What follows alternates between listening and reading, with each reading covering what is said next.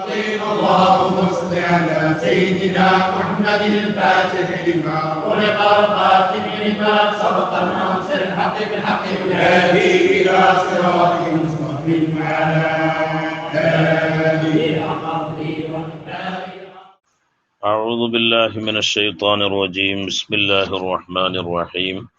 وبه نستعين. اللهم اغفر لنا وارحمنا ولوالدينا ولمشايخنا ولأساتذتنا ولمصنف هذا الكتاب. اللهم صل على سيدنا محمد وعلى آل سيدنا ومولانا മുഹമ്മദ്. കഴിഞ്ഞ ക്ലാസ്സിൽ നമ്മൾ പറഞ്ഞത് 3 തരം ഉൾക്കാഴ്ചകളെ കുറിച്ചാണ്. ബഹുമാനപ്പെട്ട ഇബ്നു അജീബ തങ്ങൾ അതിനോട് കൂടെ ചേർത്തിയ മറ്റു 2 ഉൾക്കാഴ്ചകളെ കുറിച്ചും നമ്മൾ കഴിഞ്ഞ ക്ലാസ്സിൽ സംസാരിച്ചു. ഇത് ഓരോ മനുഷ്യന്റെ ദറജകളെയാണ് സൂചിപ്പിക്കുന്നത്. അപ്പൊ ഞാനൊരു ഉദാഹരണം പറയാം. അമ്പിയാക്കൾ എന്ന് പറയുന്ന ഒരു വിഭാഗം ഉണ്ടല്ലോ. 1,24,000 പ്രവാചകന്മാരുണ്ട്. അല്ലാഹു തആല അപാരമായ തൗഫീഖ് കൊണ്ട് അനുഗ്രഹിച്ച ആൾക്കാരാണ് അമ്പിയാക്കൾ. ആ അമ്പിയാക്കളെക്കാളും ഉൾക്കാഴ്ചയുണ്ട് അമ്പിയാക്കളിൽ നിന്ന് തെരഞ്ഞെടുത്ത മുർസലിങ്ങൾ.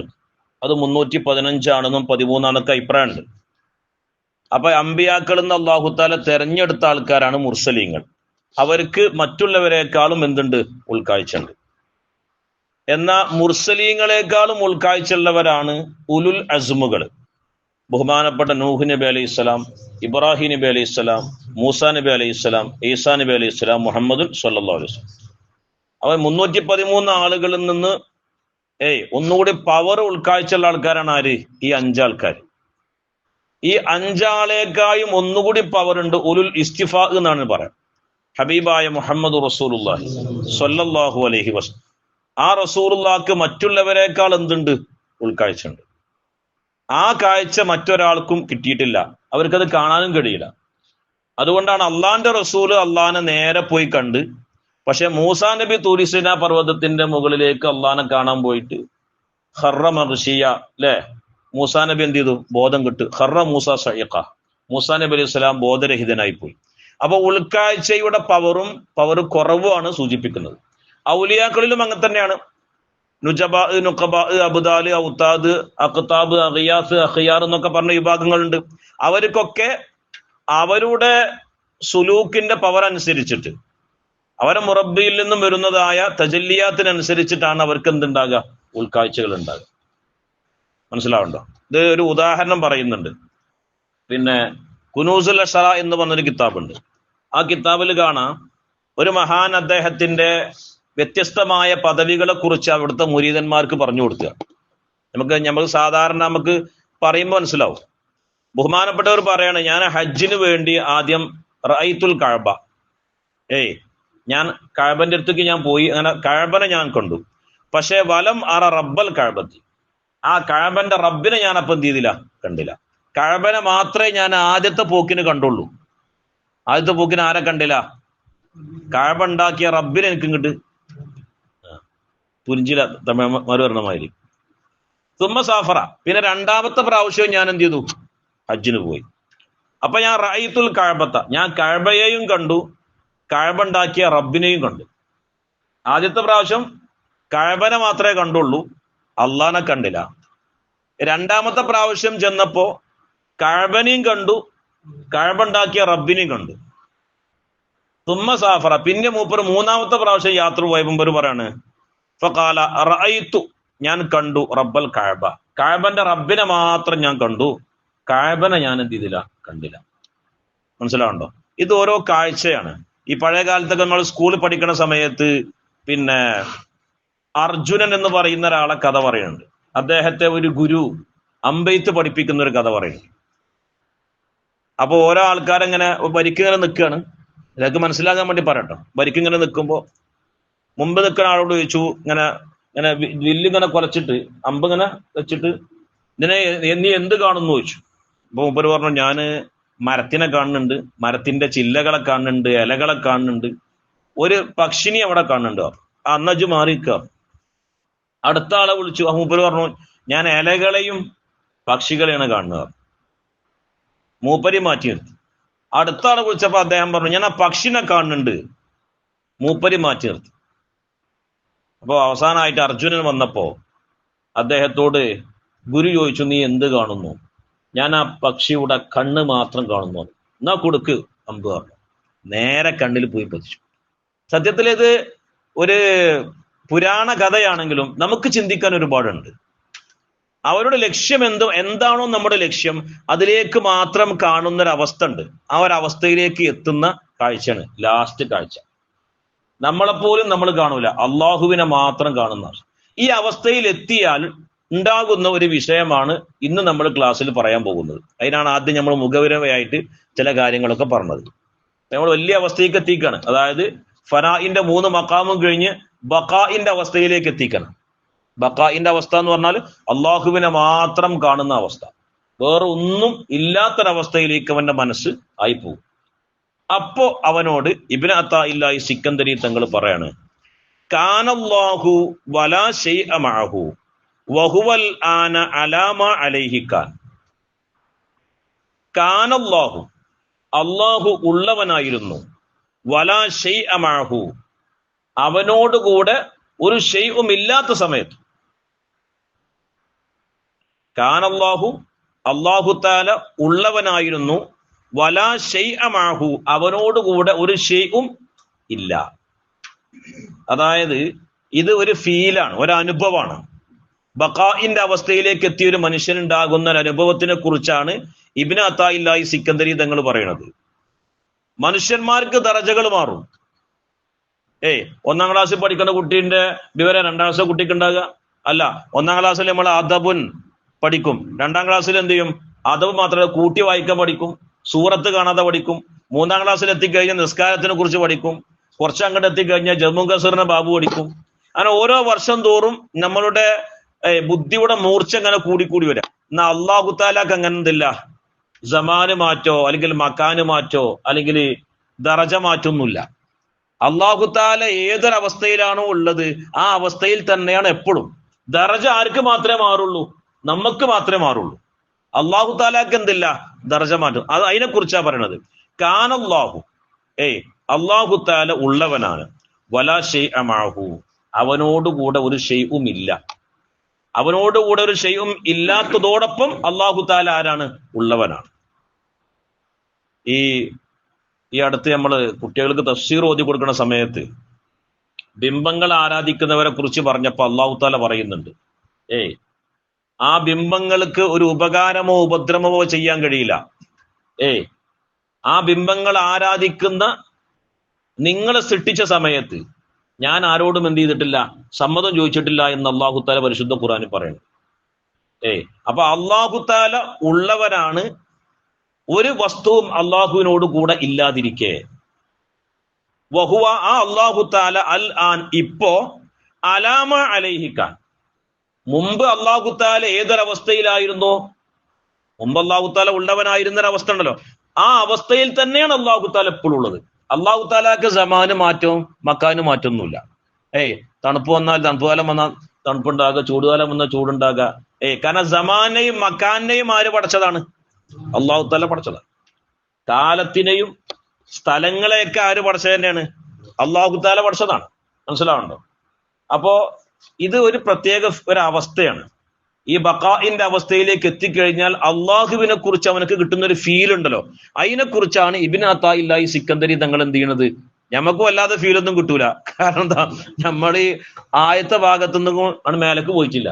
അപ്പൊ എന്നാലും ഞമ്മക്ക് എന്തുണ്ടാവും, ഒരു വാസന വരുമല്ലോ, ഒരു അങ്ങനെ ഉണ്ടാവുമല്ലോ. അപ്പൊ ഇന്നലെ നമ്മൾ പറഞ്ഞ മാതിരി അത്ര പൂശിയാൾ ദൂരെയാണെങ്കിലും അതിന്റെ ഒരു വാസന എന്ത് ചെയ്യും, ഇങ്ങോട്ട് വരുമല്ലോ. അത് കിട്ടാൻ വേണ്ടിയിട്ട് നമ്മൾ എന്ത് ചെയ്യണത്, ഈ ക്ലാസ് പഠിക്കണത്. അപ്പൊ ഇന്ന് ഞാന് ബഹുമാനപ്പെട്ട ഗൗസുൽ ആലമിന്റെ സിറുൽ അസ്റാർ എന്ന് പറയുന്ന കിതാബ് ഇശാ മഗ്രിബിന്റെ ഇടയിലാണ് നോക്കിയത്. അതില് ഒരു ഇബാറത്ത് പറയുന്നുണ്ട്, വഅലം, നീ അറിയണം, അന്നലിൽ ഖൽബി, നിശ്ചയമായിട്ടും ഹൃദയത്തിനൊക്കെയുണ്ട്, ഫിൽ ബാത്തിനി, ഉള്ളില്, ഉള്ളില് ഐനൈനി, 2 കണ്ണുണ്ട്. 2 കണ്ണ്. ഒന്ന് ഐനു സുഗ്റ, ഒന്ന് ചെറിയ കണ്ണ് എന്ന് അതിന് പറയാം. 2 ഐനുൽ കുബ്ര, വലിയ കണ്ണ്. ഇങ്ങനെ 2 കണ്ണുണ്ട് ഒരു മനുഷ്യന്. ഐനു സുഗ്റയും ഐനുൽ കുബ്രയും. സുഗ്റ എന്ന് പറയുന്ന കണ്ണുണ്ടല്ലോ, അതുകൊണ്ടുള്ള കാഴ്ച മാത്രമേ എവിടെ കാണുള്ളൂ? ദുനിയാവിൽ വെച്ച് കാണുള്ളൂ. അതായത് അള്ളാഹുവിന്റെ അസ്മാകളിലൂടെ, സിഫാത്തുകളിലൂടെ. ഇപ്പൊ ഒരു ഉദാഹരണം ഞങ്ങൾക്ക് പറഞ്ഞുതരാം. ഇപ്പൊ ഒരാള് യാ ലത്തീഫ് എന്ന് പറയുന്ന ഒരു ദിക്ർ, യാ ലത്തീഫ് 129 തവണയാണ് അത് ചെല്ലേണ്ടത്. അതിന്റെ അതത് അങ്ങനെ 129 തവണ. ഏറ്റവും കുറഞ്ഞതാ പറയണം കേട്ടോ. ഏറ്റവും അക്മലായത് 1,29,000 പ്രാവശ്യം ചെല്ലണം എന്നാ. അതിന്റെ റിയാദ കൂടണമെങ്കിൽ അങ്ങനെയൊക്കെയാണ്. അപ്പോ ഒരാൾ യാ ലത്തീഫ് എന്ന് പറയുന്ന ഈ ദിക്ർ ഇങ്ങനെ നിരന്തരമായി ചെല്ലുമ്പോ ആ യാ ലത്തീഫിന്റെ ഉള്ളിൽ ഒരുപാട് നിധികുംഭങ്ങൾ ഒളിഞ്ഞു കിടപ്പുണ്ട്, രഹസ്യങ്ങൾ ഒളിഞ്ഞു കിടപ്പുണ്ട്. ആ നൂറിലൂടെ അവനക്ക് ആരെ മനസ്സിലാക്കാൻ കഴിയും? അള്ളാഹു. നേരത്തെ പറഞ്ഞ കാഴ്ചകളുണ്ടല്ലോ, 1, 2, 3, 4, 5 കാഴ്ചകളൊക്കെ, ആ കാഴ്ച ഇങ്ങനെ പടിപടിയായിട്ട് അവനക്ക് എന്ത് ചെയ്യാൻ കഴിയും? അത് നിരന്തരമായിട്ട് എന്ത് ചെയ്യണം? ചെല്ലണം. അപ്പൊ അതിന്റെ ഒരു രഹസ്യം പൊട്ടും. അപ്പൊ അതിനൊരു പ്രകാശം അവന്റെ ഹൃദയത്തേക്ക് വരും. മനസ്സിലാവുണ്ടോ?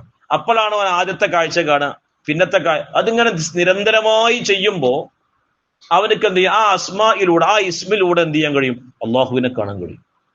അള്ളാഹുവിന്റെ റഹ്മാൻ റഹീം എന്നുള്ള സിഫത്ത് ഉണ്ടല്ലോ, അതിലൂടെ ആരെ കാണാൻ കഴിയും? അള്ളാഹുവിനെ കാണാൻ കഴിയും.